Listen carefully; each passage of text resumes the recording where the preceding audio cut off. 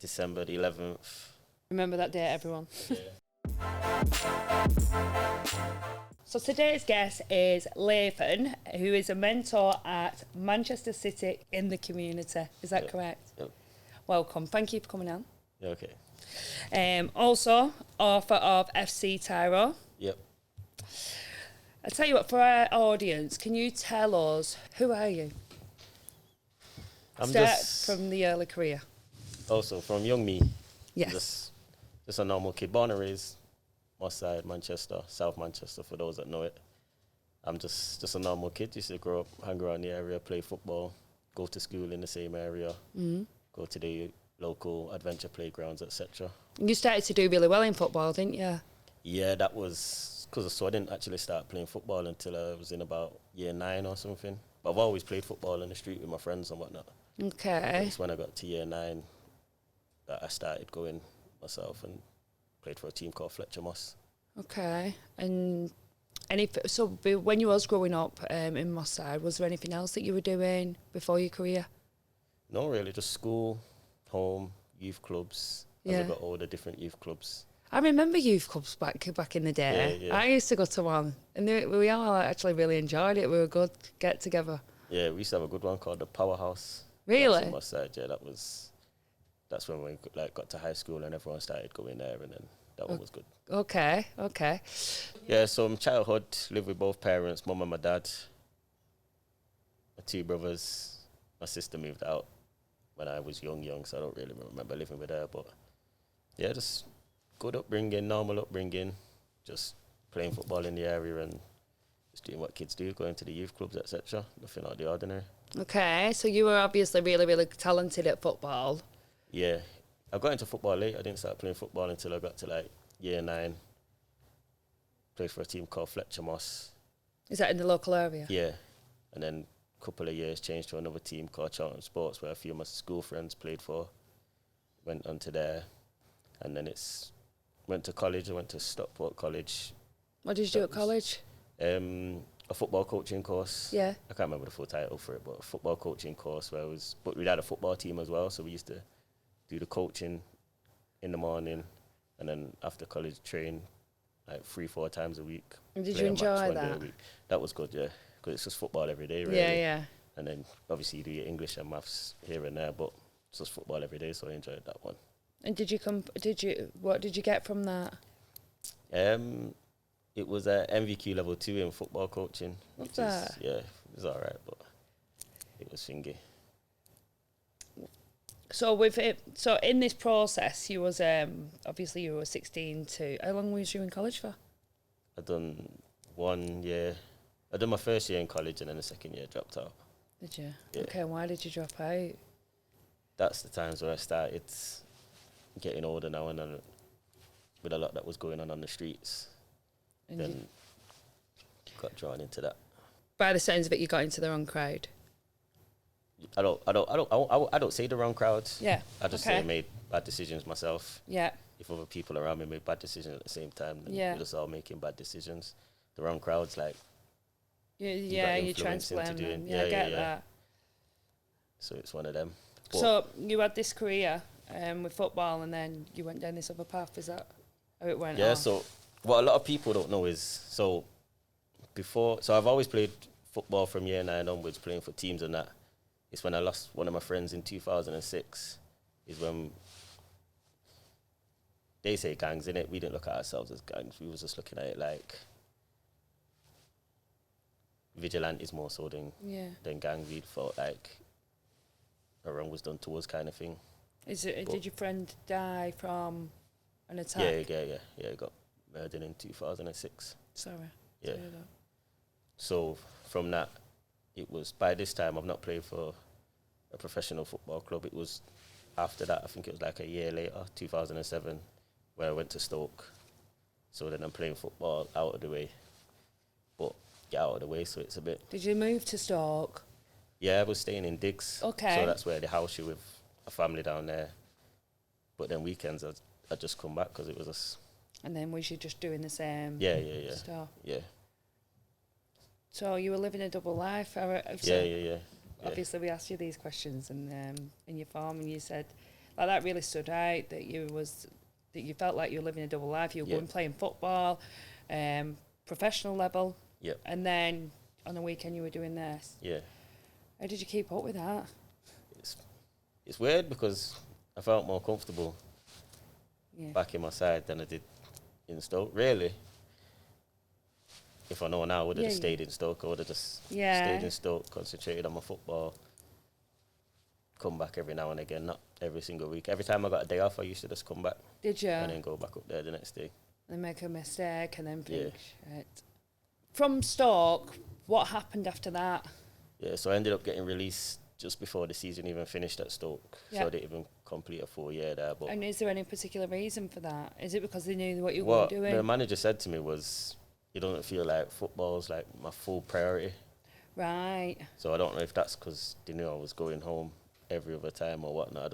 I didn't ask. I just said to them, sweet, and just got on the train and went home. Okay. That was just. And then what happened from that? So from Stoke, I went back to playing semi-professional. Yep. And then, so it would have been what then, 17, 18. Yeah, I was back playing semi-professional. Oh, so you were still so young. Yeah. Okay. So I'm trying to think of the timelines now. Salford City playing semi-professional. I was doing that for a couple of years. And then still, I'm getting arrested for like possession of cannabis with intent to supply and violent disorder here and there. And then I got the opportunity to go to, there's an old England manager called Glenn Hoddle. He had an academy that was running in Spain. And then he called me down for a trial to go there. But at that time there, I was on tag. So I had to go Shrewsbury to play a match with the tag on. And then he's offered me the chance to go out to Spain. So and then did he know about this? So he knew I was on tag, yeah. But he didn't know the full story of everything that was going on. That's good, because it's still giving you an opportunity. Yeah. And then, so I went there on the tag, but because I had community service and I was on tag at the time, I've had to go back to court to see if they could stop my community service and remove my tag. They said they removed my tag and they paused my community service while they couldn't get offered a contract over there yet. Okay. So then I went over there. I done 6 weeks over there. How was just training that? and playing. But that were a different world. Yeah. It was weird because we used to live in a hotel. Yeah. Basically, in the middle of nowhere. So. Okay, so you couldn't go and do nothing then. Yeah. So all you can do is football. Yeah. Gym. How was your mindset back then? Like when you think about it, going back to when you was secluded and you was in that football environment consistently.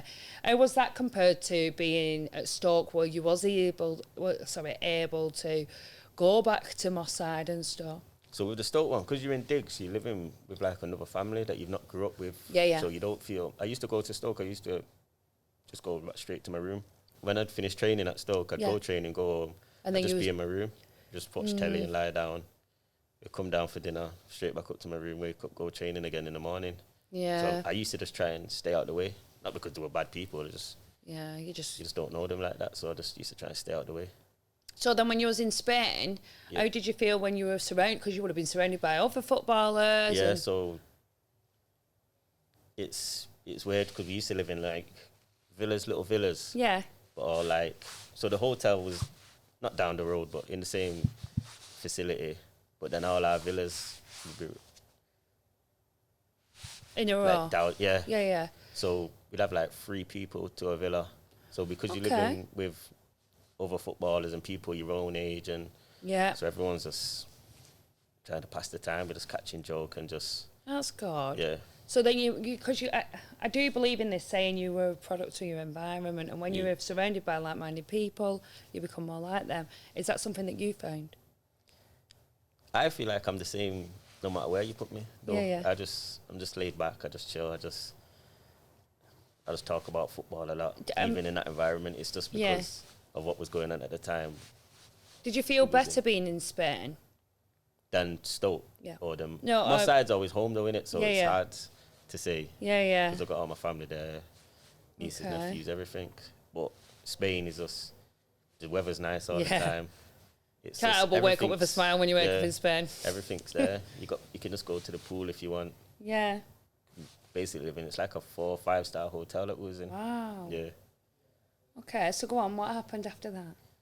So then with my first 6 weeks in Spain, I stopped my community service.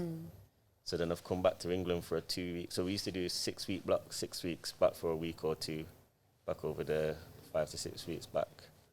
So after my first 6 weeks, I came back. But whilst I was over there, I remember speaking to my mum, and she said that the police had come for me. So I thought, what for? So I ended up getting in touch with my solicitors. They said, oh no, it weren't me, it's a misunderstanding. So then when I've come back, I've obviously got back, got home, got through the airport, so I thought they can't be looking for me. So then I was on the estate one day. There's a community support officer. He's looked at me and said, hey, you wanted? So I'm saying no. 10 minutes later, they've come, arrested me. Ended up getting locked up. Found out it's for breach of community service. You're joking? Yeah.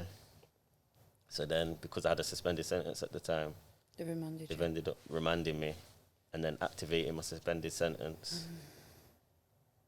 So then I only done about, how long did I do that time? 6 weeks, I think it was. Oh, wow. Yeah, 6 weeks. So then So you'd just gone from being in Spain training as Yeah. a professional footballer again to basically being straight into prison. Yeah.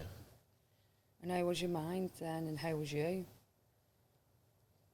Because I was young, you always feel like you just go in jail, you'll get out, you'll bounce back in it, you'll get back on your football, and because it was more of a misunderstanding than Yeah. I've done anything wrong. Yeah. So then, so I done the 6 weeks there. I got out, but I still had other outstanding charges. Yeah. Ended up getting more community service. And then, so I said I'm just going to get that out of the way before I go back. In the midst of all this, ended up getting arrested again for another violent disorder. So ended up being on curfew. Yeah. Ended up breaching my curfew one time, so getting remanded again. Went back to jail again. I done about 5 weeks this time. So in between all this, in regards to going back to jail, was you still getting out, and then people were signing you up, or? So I was they still wanted me to go back to Spain, but because I had all these community services and things, it was like, get that out the way first and then come back kind of thing. So I was, but then in the middle of all this, I got arrested for a violent disorder. And then that's when I got remanded, even though no one else got remanded. And then, but I got remanded, Then about 5 weeks that time, got a JC, got back out on curfew. And then, I done a week the first time. Got out on JC. Then I breached my curfew. So I got remanded again, done about 5 weeks this time. Yeah. Ended up getting bail again because they didn't know when the court date was going to be or whatnot. I don't even know how it worked back then, but something like that. And then, so then I just cracked on. I started doing my community service like 3 days a week. Yeah. Let's get the hours down. Just get the hours down. And then ended up going back to Spain. But by the time, this is over the course of like a year. Wow. Yeah. Okay, so what was the football club in Spain called? Sorry. So it was Glen Hoddles Academy. Okay.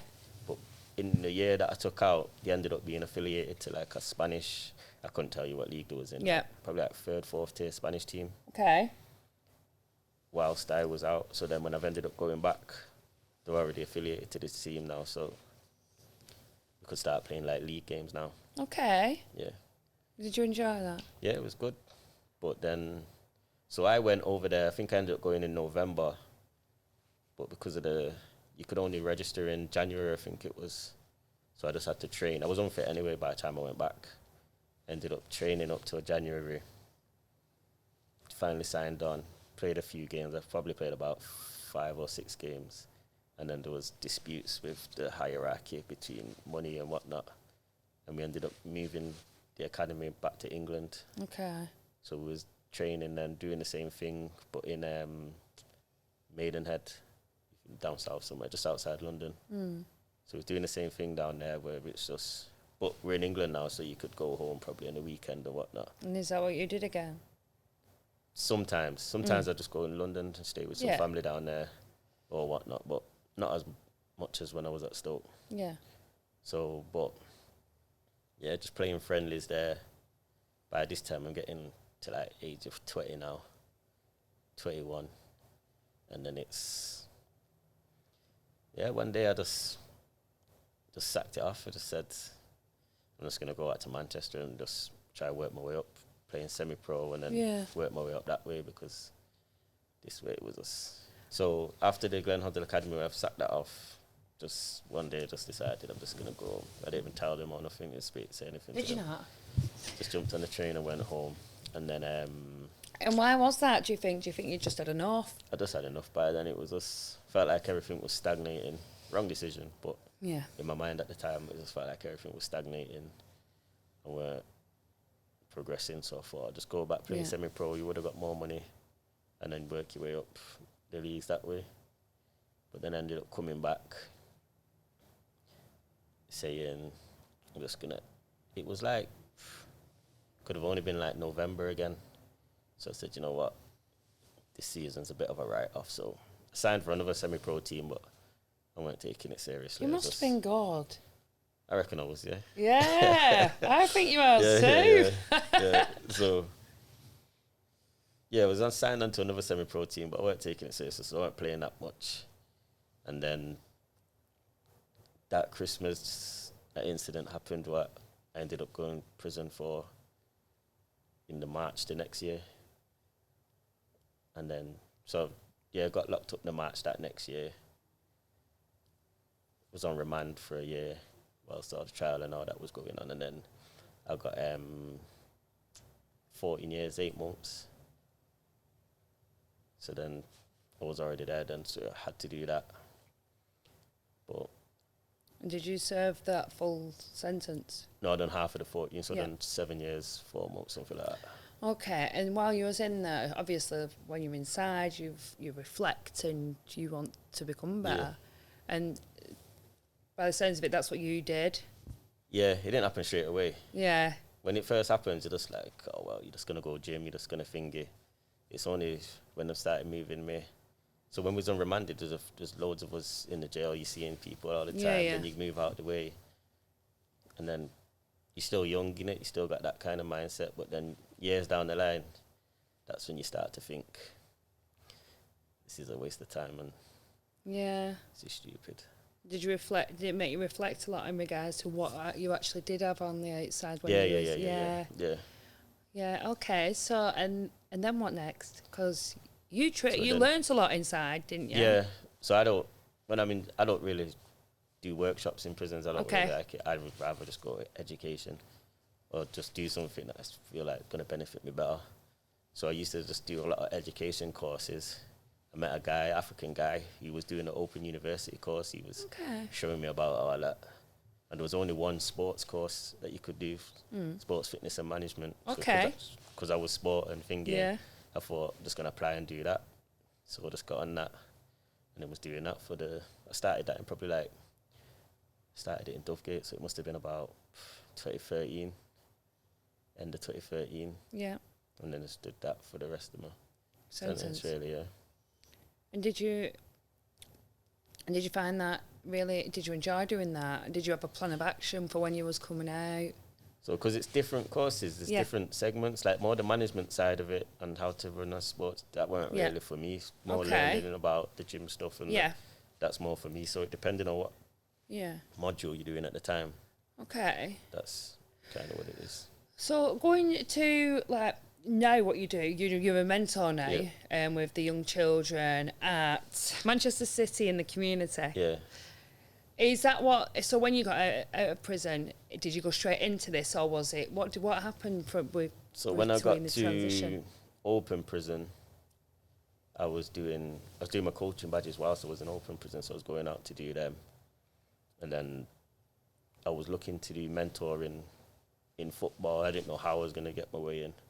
But then there was a company from Liverpool called Inside Connections. Okay. I don't even know if they're still going now, if it's It's finger. not. Is it like Connections? What everyone used to go to for a job? No, it's different. I used to go. No, it's different. It's called Inside Connections. So it was set up to help people that are coming out of prison get onto courses, get people from DCAT onto courses as well, get people that have come out straight into homes and things like that. So I spoke to them whilst in DCAT, and then they was like, "Gotta come out and do some work with us." They had flats and all that because they had fingers. So I just moved down there and then done that work with them. And then they became affiliated with Jamie Carragher at an academy at his local youth club in Liverpool. So I used to do like 2 days at Inside Connections and then 3 days at the JCA, they used to call it then. Right, and then, yeah, and then COVID hit. COVID hit. I got made redundant, moved back to Manchester, and then applied to work at City. It started off just doing kick sessions. Yeah. That's just community sessions that kids can come down and play, and then just work my way up to a full-time role.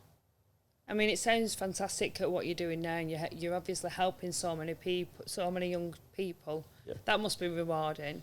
Yeah, so once I went inside, and I thought that's a way that I can kind of give back. Let people learn from my mistakes without having to learn from my mistakes, if that makes sense. Yeah. And so tell us a bit about what it is that you do with the younger generation now. So it's just a lot of one-to-one work. I work with a lot of kids that are going through the court process as well. So trying to help them navigate the mindset through that, and obviously not to stress too much. And I'm more talk to them about, if you do go inside, like, try and stick to a plan. Don't just be there just doing anything just for the sake of it. Don't just be following everyone. Like, try and stick to a plan. Know that when you come out, you want to do this. Yeah. So everything you do should be geared towards that. If you want to come out and do your own business, do a business course. Yeah. There's no point being in the workshops, fixing light bulbs. Yeah. To then. Do you feel like because you've been in that situation that they listen to you more? Yeah. Yeah. A lot of people say that I work with as well. Yeah. Yeah. Because you've been in that situation. Yeah. So you've brought, well, it's due to be released on the 11th of December. You've brought your own book out now, FC Tyro. FC Tyro children's book. Yeah. I mean, I've read it and it's absolutely fantastic. It's about a team of animals. Yeah. Go on, you tell us about it. Yeah, so it's just, it always happened because me and my friend, I still play football now, just Sunday league, just try and keep fit. Me and my friend, after a football match, was just on the phone talking. We were saying that. Just a bit of banter was this? Yeah, a bit of banter saying this particular player plays like this kind of animal. And then we just carried on saying, this player plays like this animal, this player plays like that animal. So he was like, we should write a book about it. I was like, yeah, we should. But then nothing didn't happen for a while. We was just sat on it, just chilling. Okay. And then other ideas was coming to my head. We should do this. We should do that. And then we still sat on it, just. And how long were you sat on it, would you say, for? This first conversation I'm talking probably happened like 2.5 years ago. Stop it! Yeah. And it's just little by little more just ideas. Just been adding more. Adding more. Do you think you manifested this book then? And then it was one of them because I've got loads of ideas in my head, but I never actually act on them. And I thought, a book should be simple, should be straightforward. It's not as straightforward as you think. You know what I mean? But in my mind, I thought that's easy. You can just do this and just do that. So then, little by little, you added bits. Just added bits, and then. And this book it's based on. It seems like it's a storyline, and it seems like it means something to you of why you're writing it, and it's going to be brilliant for children that do read this. Is it based on? So what it is I like to think about football a lot. Yeah. And I don't feel like it's coached. I don't believe I got coached how to play football until I went over to Spain to play football. Really? Yeah. Okay. Stoke was a bit of coaching, but not into the same technical aspects that it was over in Spain. So it's trying to implement the technical aspects in the young people's mind. So they start thinking about football from early. It's also for them kids like me. So my dad just didn't know about football. Yeah. If he knew where to take me, he would have took me. Yeah. So it's only when I got old enough to say, oh, can you take me here? My dad used to drive to Stoke, drop me there.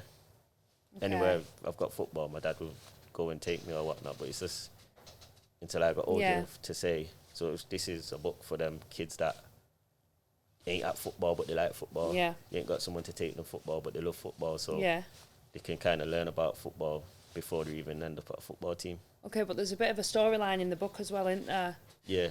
And without giving too much away, because we want everyone to buy the book. Yeah. Tell us a bit about it. So it says, obviously, it's a bunch of different animals. Yeah. There's different kind of teaching elements in it as well. So Yeah. there's playing against certain types of animals. So you have to use certain technical skills Yeah. to beat that type of animals. So it's thinking about the game state where if you're in a certain type of game, maybe you should play this way. That's part of it. And then obviously all the animals that are on the FC Tyro team are all from different backgrounds. So it's about overcoming certain challenges that you're going to face, and you're going to face different challenges every week or every book. How have you found writing a book? Because now, Matt, you are going to be an author. Yeah. How does that feel? It was hard to, because we had the idea, like I say, me and my friend had the idea for a long time.